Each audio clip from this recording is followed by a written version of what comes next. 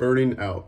When you burn out, it kind of feels like you have nothing left in the tank, but you got to keep moving forward. And that's okay. Everyone gets burnt out once in their lives, maybe multiple times. So it's completely normal. So if you're experiencing this, just know that it's fine. There are many causes to burnout, such as doing too much for other people and just doing too much for yourself to the point where you neglect self-care. And I know that the boomers, they come out and say, oh, self-care is a myth, or, mental health is not the most important thing. They cope through ways of just watching TV when they get home from work. Essentially what self-care is it's a way that you cope that breaks you away from all the stresses of your life to just better yourself. When those stresses inadvertently take away those breaks or the self-care routine, you inadvertently burn out. And I mean, you could also have a workload that's challenging beyond your comprehension, but again, those are just some of the causes of burnout. Now, I wouldn't be speaking about this unless I told my story of how I burnt out and why it's important to learn from my mistakes and what I've done to just solve it. So winter of 2021, I was working 10-hour days, 11-hour days, 6-7 days a week. I was an intern on board a ship, and I was just getting worked like a dog. On top of all that work, I had school projects, so I was taking another 3 to 4 hours a day. And to couple that with the fact that I was thousands of miles away from my family, I was on the other side of the world, and I was unfamiliarized with what was going on with just being away from home. Not to mention there was family and social issues going on. Close family friend died, and I was going through some girl problems at the time. So that only compounded into my experience of burnout. Now, when I burnt out, coupling the fact that I was thousands of miles away from home, working long hours, 7 days a week, plus school, and the fact that I had eating issues going on, I actually lost 18 pounds over 6 weeks. According to Nesswell.com, there's actually 2 ways that you can burn out. And the instance that I gave you about myself, it came from the affiliation motive. So what the affiliation motive is, it's all about the need for positive personal relationships that make people feel trusted and like they belong. Now, I didn't feel like I belonged because theoretically I was on the lowest scale in that environment up until this point. So I had no idea how things worked. And then I had to do projects on that. So it was very confusing, very stressful. So I burnt out. This ties into the second way that you could burn out, and that is the power motive. So essentially what the power motive is it applies to how you feel you're carrying out tasks.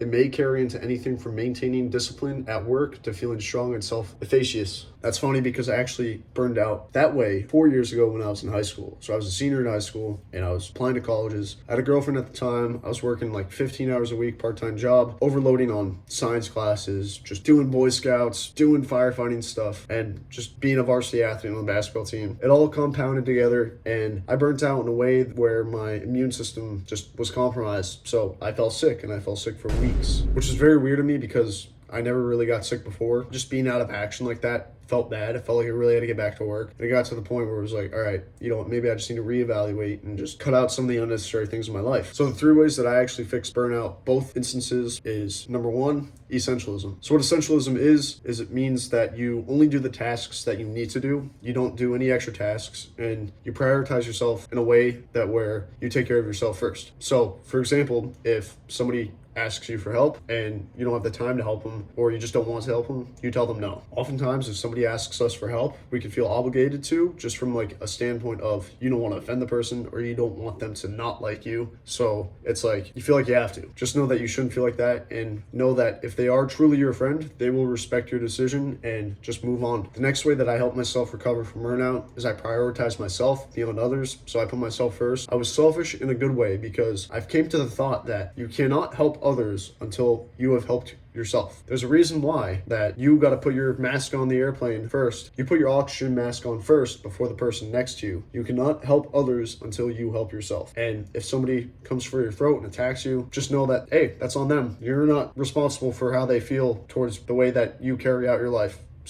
And the third way I actually kind of helped recover from burnout is just set time aside for myself. So yeah, this kind of ties into the essentialism thing. So once you say no towards helping other people, use the extra time towards taking care of yourself. So this is the actual action of self-care. So meditate, read, get extra sleep, dopamine detox, go outside, read a book, all these things that will help you. Because why would you spend extra time stressing helping somebody else when you don't have time for yourself? You need me time. The same reason why boomers, when they get home from work, they turn on the news. Now again, that's another example. but hey, whatever. So yeah, I felt burnt out because I felt like I was overworked and socially disconnected, but there are many different ways that you could get burned out. So according to nestwell.com, other ways include you're feeling emotionally depleted. That pretty much means that you're stressing about things that don't necessarily stress you to begin with. So for me, like I definitely could tell you that when I was on the ship, talking to family kind of felt like socially depleting, even though that's what I truly needed at the core. Also, just watching TV made me socially depleted. I just watched TV until I just went to bed. Of course, after the projects. Number 2, your body feels tired and exhausted. So yeah, if it's harder for you to get out of bed in the morning, then yeah, you're probably just tired. So try to get sleep earlier or just get more sleep in general. Number 3, you're lacking motivation. Number 4, your productivity has seen better days. This pretty much means that your motivation is out the window and you're not productive at all.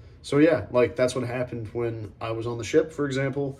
I get all my work done and I felt completely just shot. I couldn't do anything more. I did like the bare minimum for work, which was still a lot, but I didn't really take care of myself in that aspect, and it was just a mess. Number 5, you feel lonely and isolated. So in this instance, try to reach out to friends and family, because friends and family will literally get you through anything, and I mean that. And what's nice about the internet is that you could create friends anywhere, but you got to be careful. So other things I found interesting about this article is it gives you a 6-stage process to actually how to recover from burning out. So the way that I burnt out and the way that I recovered was actually just different. It took me a lot longer to recover. It took me about 4 months to recover from burning out and to develop self-care after I got off the ship. So the 4 months after I got off the ship, I was just consuming mindless media, just eating junk food, staying indoors all day, not getting enough sunlight, just getting 6 hours of sleep, just simping for girls. I was a mess. And I know you probably wouldn't have actually gone out of your way to look online to actually how to fix burnout, which is why I'm trying to make a video to make it more engaging, but also easier for you to access. So going into the 6-step list, according to nestwell.com,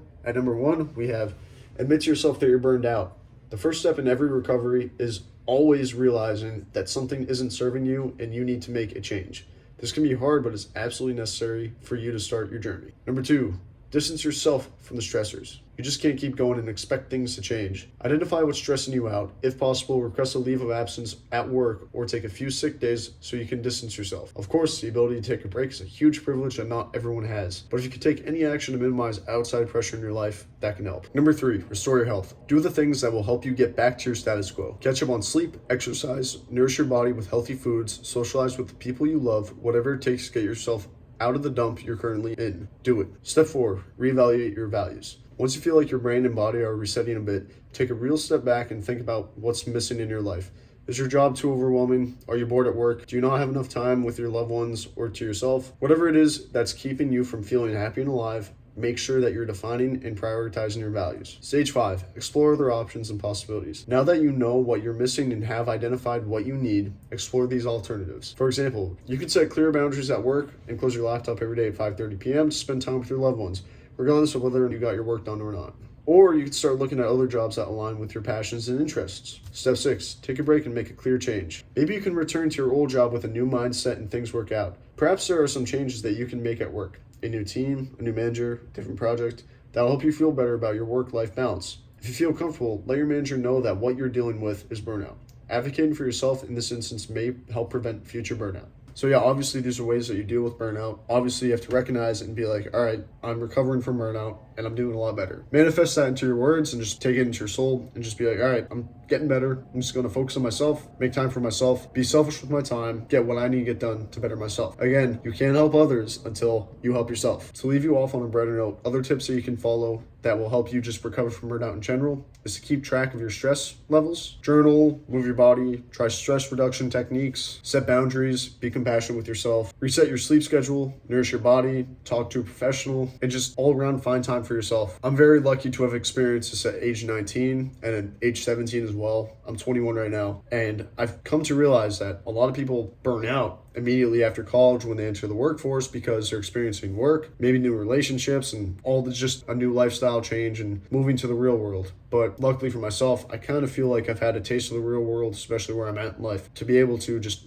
talk about my experience and how I went through it and just help those who could be in a similar situation as I was with burnout and those older than me, younger than me, whatever. Anyways, with that being said, my name is Stan. I come out with new videos every Monday and Thursday about self-help and fitness. If you like this video, consider checking out my other videos. I have more tips with self-help and fitness in general, so hopefully you check them out and like them. Who knows? Thank you for watching. Thank you for taking the time out of your day. So yeah, just please subscribe, and thank you for watching. Sliding with Justin, we push a Chevelle, cop stop. This shit was a stoley third block. We giving them hell, teachers acting like they wanted a whole